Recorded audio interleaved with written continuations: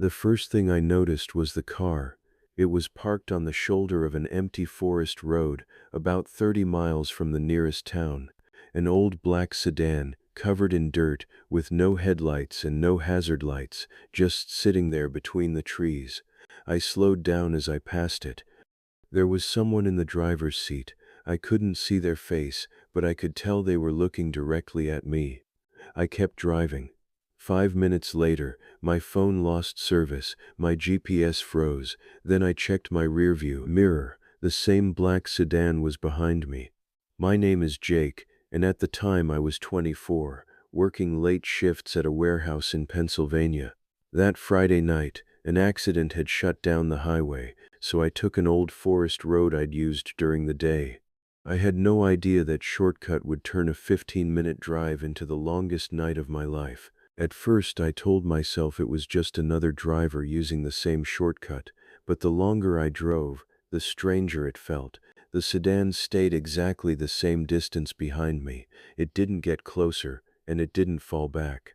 I checked my speedometer. I was doing 55 miles an hour. Then, without warning, the sedan turned its headlights off. I couldn't see it anymore, but I knew it was still there. I grabbed my phone and tried calling my brother. No service. I tried again. Nothing. Then my phone suddenly started ringing. The screen showed an unknown number. I answered.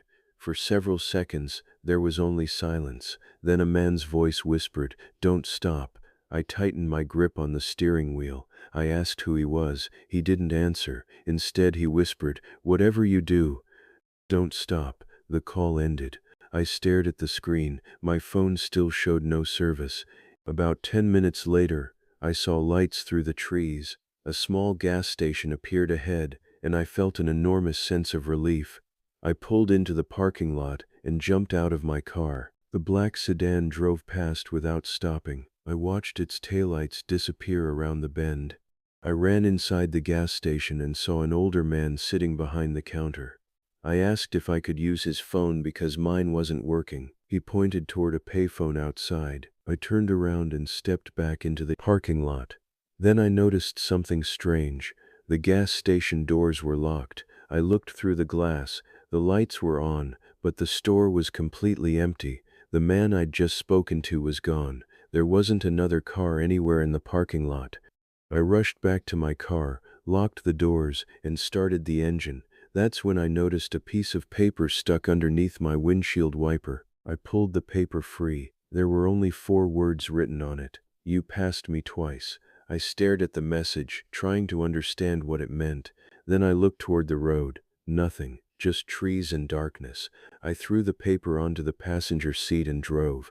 I didn't care where the GPS wanted me to go anymore. I just wanted to reach the highway. A few minutes later, my headlights caught something in the distance. A black sedan was parked directly in the middle of the road. I slammed on the brakes. It was the same car. The driver's door was open. I sat there, frozen, with both hands on the steering wheel. Then I heard a quiet knock from behind me. One knock, then another. I slowly looked into my rearview mirror. A person was standing behind my car. I couldn't see their face. They raised one hand and pointed toward the road ahead. I looked forward for only a second. When I looked back, the person was gone. I started the car and drove faster than I'd ever driven on that road. I didn't look back. A few minutes later, I finally reached the highway. The moment I left the forest, my phone came back to life. I had 12 missed calls from my brother. I called him immediately. He answered and shouted, "Jake, where have you been?" I told him I'd taken the forest road. There was a long silence. Then he asked me which road. When I told him, his voice changed. He said, "Jake, that road was closed 3 years ago." I told him that couldn't be true. I'd just driven through it. He told me to go home and not stop anywhere. The next morning, I searched the road online. I found an old news article about a man who disappeared there 3 years earlier. His car had been found abandoned near the forest. When I saw the photograph, my stomach dropped. It was the same black sedan. I kept reading. The man had disappeared without leaving a trace. His car was never moved from the forest, and despite several searches, nobody ever found him. Then I saw his photograph.